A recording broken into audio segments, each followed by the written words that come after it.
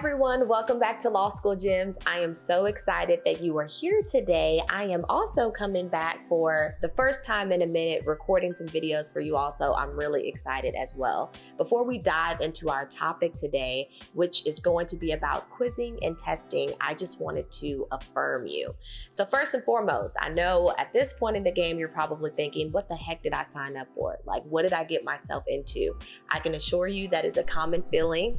You are not the first law student or the last law student who will feel that way. And at this point in the game, I know that you're tired. I know that you were exhausted or probably confused. And I am here to assure you that that feeling will eventually go away. Maybe not right now, but the more you keep putting one foot in front of the other, eventually you'll get a better grip around everything that you were supposed to be doing. Right now, it just feels like a lot coming at you at once. But take it one day at a time, trust the process, lean into your why, remember to breathe, and then get right back into it. And drop some comments below on how your law school journey is going. If you're someone who's already in law school, if you're a first semester law student, or if you're someone thinking about law school, what are some of the things that you're thinking about or considering? So without further ado, let's dive right in. We are born to win. Come and learn the basics with Law School Gems.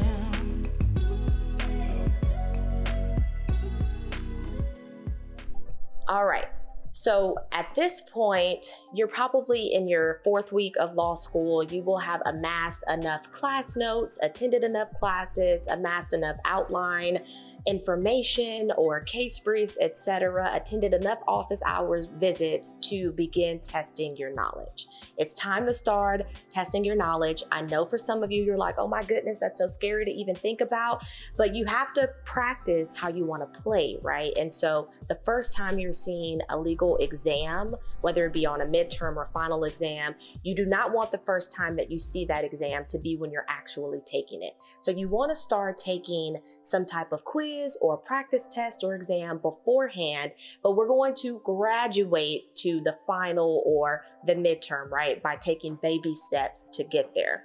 So first and foremost, start off by taking mini quizzes, right? Like pop quiz yourself on 10 questions or 5 questions or 15 questions, and start by just answering one question at a time.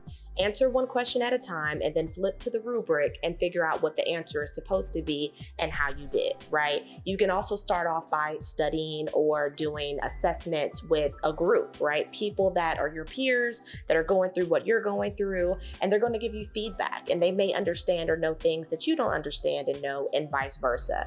So those are the baby steps you can take to introduce yourself into assessments without just diving right into the deep end, because I know it can be scary, but trust me, you're going to thank yourself now if you start doing this right now, as opposed to waiting till it's too late or not doing it at all. You can even start by testing your knowledge, taking an open book exam or an open note test or something like that, right? And you want to make sure that the way that you're testing your knowledge is going to be the same way that your professor will test that information when it comes time for your midterms and your finals. And the reason is because you want to start building up the endurance and the stamina and the know-how and the wherewithal that you'll need to get through that exam for that particular professor for that particular course. So for instance, if you know that your professor is going to have 10 short answer questions, 50 multiple choice questions, and 3 essays or something like that, right? But you spend all your time assessing your knowledge only doing true or false questions or only doing multiple choice questions.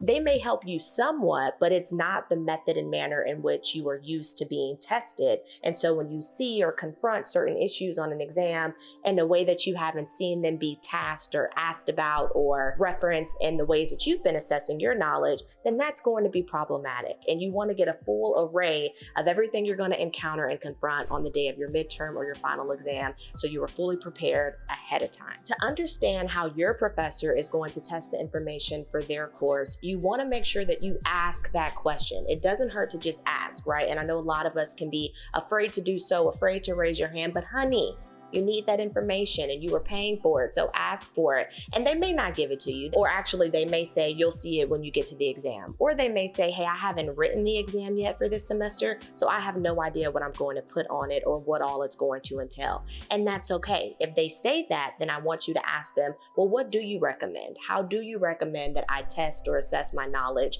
What type of quizzes, what type of resources should I be using? Quimby? Could I use some Barbary stuff? Could I use some Themis stuff, some Kaplan stuff?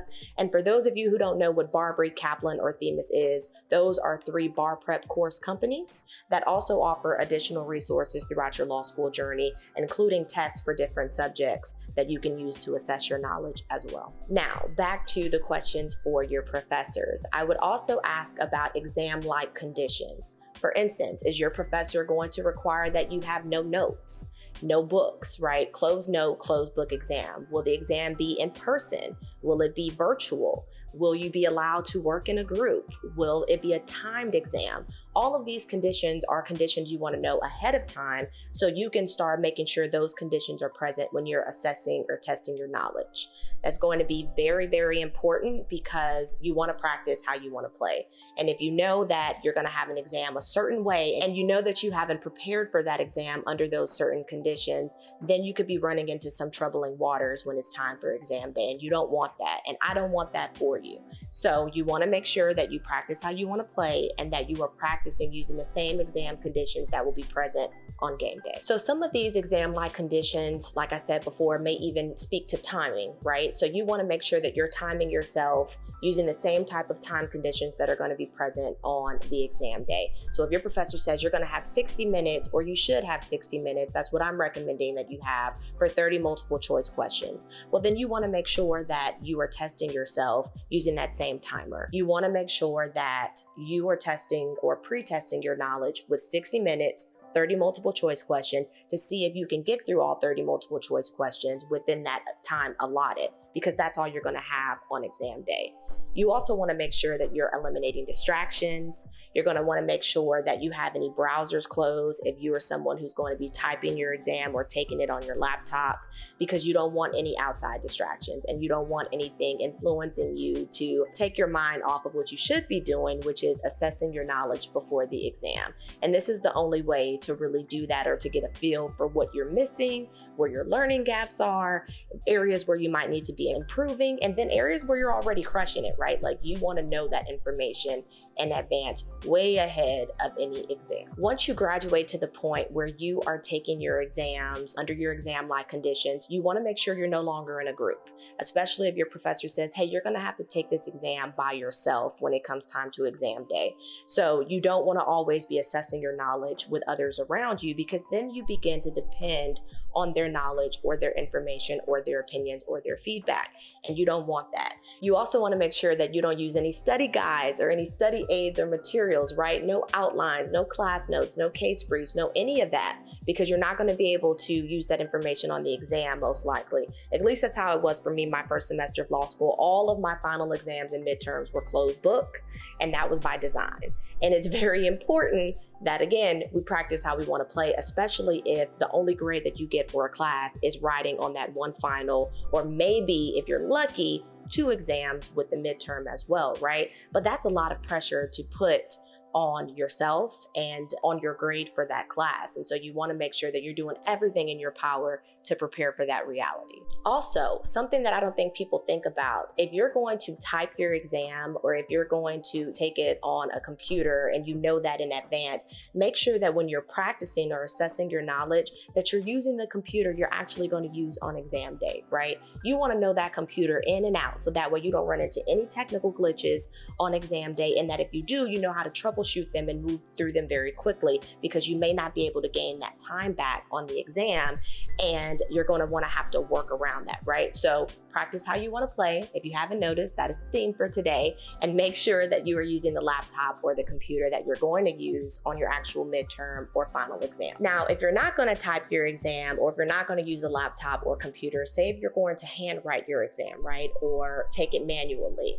then you want to make sure that you're using a blue book or some type of notebook that's going to be similar to what you might expect to use on your midterm or final exam. Now, I know what some of you guys are thinking, what the heck is a blue book? Well, I'm going to tell you. A blue book is what's given to you on exam day by the test proctor, most likely if you're taking your exam in person. They'll have a stack of them at the front and they'll pass them out, they'll hand them out, or your professors may require that you bring your own. So be sure to ask that information, and you can usually find them at your bookstore or Amazon or something like that, right? Your online resources, wherever you purchase your other course materials, will be likely where you are going to find the blue book. And it's pretty much a blue booklet, right? For lack of a better way to explain it, it's a blue booklet with loose leaf sheets of paper stapled within it. And then on the front, it gives you an opportunity to list your name, the exam number that's assigned to you, because sometimes you'll be given an examinee number as opposed to listing your name if your professor wants the exams to be anonymously graded, right? You may be able to put the date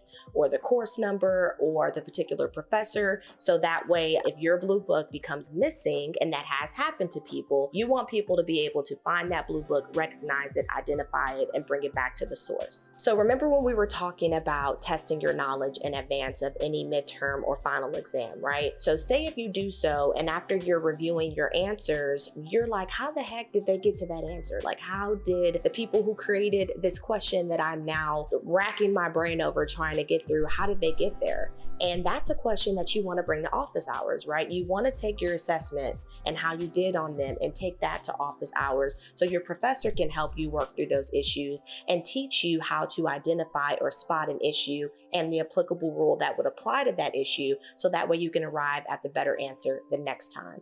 And remember, just like on the LSAT, law school exams are no different. So you may run into several answers that could be the correct answer, but one is going to be the best answer. And that's the answer that you're looking for. That's the answer you're going to want to write out or type out for a fact pattern or for an essay question. That's the answer that you're going to want to select on a multiple choice question, true or false, or something that you're going to want to put in shorthand for a short essay question. And it's really good to go to office hours and bring those type of quandaries to your professors. And the reason is because you don't want to rely too much on the answer key. That'll give you guidance as to where you should be going and where your answer should be trying to arrive at. But ultimately, you and your professor want to come up with some strategies and some tips for you, right, that are unique and individual to how you are going to write an answer and paraphrase it in a way that makes sense and that is agreeable with your professor and their preferences. So that way, when they see an answer like that on the exam, they know that you have identified the correct information, that you are proving that, and they can tell that you're experienced with what you're doing and that you are answering this question the way it's supposed to be answered. And only your professor can really help you get to that point. So consulting your professor about, and I already kind of alluded to what I was about to get at by holding up the numbers in my hand gestures. But anyway, consulting your professors about your assessment, your pre-assessments before midterms and finals during office hours does three things. It tells your professor, hey, this person or this student cares about what they're doing. They are involved in my class. They are engaged. They are paying attention. They are seeking me out, which is what they want to see. And we talked about that in the office hours videos for law school gyms, right? And they know that you are dedicated. They know that you are persistent and you are trying to put in the work, you are showing up, and that's going to speak to your character. It's going to speak to the grades you will likely get in that professor's class. It'll also speak to, when it comes time for that professor to write you a letter of recommendation, and they can really speak to your work ethic and how you go about applying yourself in order to get better and to become the best law student that you could possibly be for their course and beyond. Finally, what it does, so I guess this is kind of like a bonus, right? When you get to go to office hours and talk to your professors about these pre-assessments that you're going to take. Number one, it sets you aside from your competition, right? It gives you a competitive edge because like I said, professors don't like to admit it, but sometimes they do play favorites and they have them, right? And so if your grade is not anonymous and your test is not being anonymously graded for your midterm or your final exam, if it comes down between you and another student and that student they haven't seen, your professor hasn't spoken with, they don't know them very well, and you guys have the exact same information written down or typed out, or maybe you have answered the questions in the exact same way. At that point, it's just about who the professor knows and who the professor is going to kind of give a leg up to. And it's going to be you, because they know you and they have built that relationship and that rapport with you during office hours. So that could be the difference between you Callie in a course, meaning you get the best grade in that course, or you just getting the regular old A. Or maybe it's a difference between a B- and a C+, or maybe it's a difference between an A- and a B. It could be a third of a letter grade difference just based upon you going to office hours with that professor. So now let's talk about resources that you can rely upon in order to pull some of these pre-assessments or these quizzes or tests prior to your midterm or final exams. So some of these can be found at the back of each chapter of your course book, right? They'll have some practice questions and some learning questions to test and assess the information you should have learned and grasped from that chapter, right? So you can start with those. I've already thrown out one resource, and that's Quimby. Quimby is an excellent resource for testing, making sure that you are assessing your knowledge beforehand, and giving you flashcards or giving you study aids or guides or materials to help you get through coursework for that semester. Quimby is an excellent resource. In addition to Quimby, there are the 3 bar prep companies that I've also mentioned before, right? So Barbary, Themis, and Kaplan. Now, I was a Themis girl. I took Themis bar prep. I am biased to Themis, but I do understand people love Barbary and Kaplan as well. You really can't go wrong either way, especially when you're this early in your law school journey, first semester, and you're just looking to test and assess your knowledge. One of those bar prep companies will have those pre-assessments that you can take as well to make sure that you are fully covered on all the subject matter that you should be per course, right? And if you have your law student ID and login credentials, it's free to you, right? It's paid for through your law school as a part of your tuition. And those resources are already available to you. So you could be taking advantage of those online exam banks. And then also your library, right? A lot of times, at least for me, when I was in law school, we had an exam bank through our library from our professors that we were taken who had uploaded older past or previous exams that they had actually given to students. And they may have been many, many years old, but they were in the same format in which they were going to test us for that semester. And that was very important because I can use the same conditions that they use to test their students many years ago or many semesters ago. And I can employ those conditions now. And then also I can get a feel for how the professor tests and how the professor tests certain issues and what you can expect to see on the final or midterm. So look out for those as well. And sometimes even the organizations that you join, those organizations will have exam banks that they've stored up from past students or past organization representatives or members. So you can also tap into those if that is a resource for you. You can also tap into resources that your professor provides. So for instance, my torts professor, my first semester of law school, had his own webpage that he created. And he oftentimes had pre-assessments uploaded that you could go to and again, get a feel for how he tests issues, get a feel for what you might expect to see on his exam. And that would give the students who actually went to his webpage a leg up or a competitive advantage over the other students in their course who wasn't using that as a resource. Also, if there are any academic enhancement programs on your campus or at your law school, if there are any resources that your law school is providing that will allow you to assess your knowledge before a midterm or before a final exam, but in exam-like conditions. So say they proctor a pre-assessment for property one day. You got to come in earlier or usually stay later to take it. Before an hour, you're going to be in exam-like conditions in a quiet room, eliminating distractions, taking the exam the way you would on a midterm or final exam with a test proctor with other students around you. And you're going to get a feel for what it's going to be like on game day, right? When it's time for you to take that midterm and that final exam and go crush it. And when that happens, that's great, right? Because it's giving you the tools and the resources and what you need to set you up for success for the midterm or final exam. So don't be afraid to take those opportunities. Lean into them, even if they scare the crap out of you. I know it, but listen, you got to do it. And again, you would rather get those jitters out now than waste time and wait until the last minute or not do it at all and get to the exam and just freeze. And then also, it's really cool to take a pre-assessment around other students in exam-like conditions, because without fail, on exam day, someone's computer is going to have a malfunction. Someone may pass out from anxiety or stress. That's not funny, but you know what I mean, right? Like something's going to happen that may throw you off the ball or throw you off your game.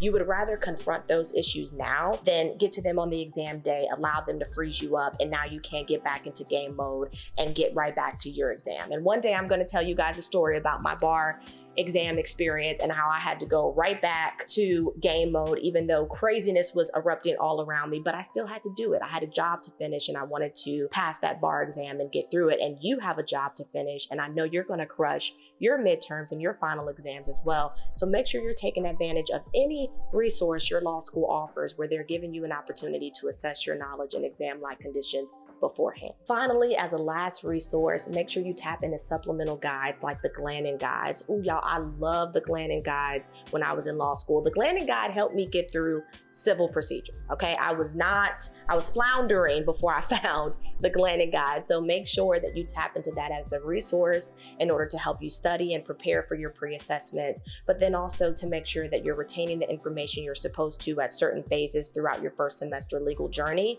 and then testing that information as well.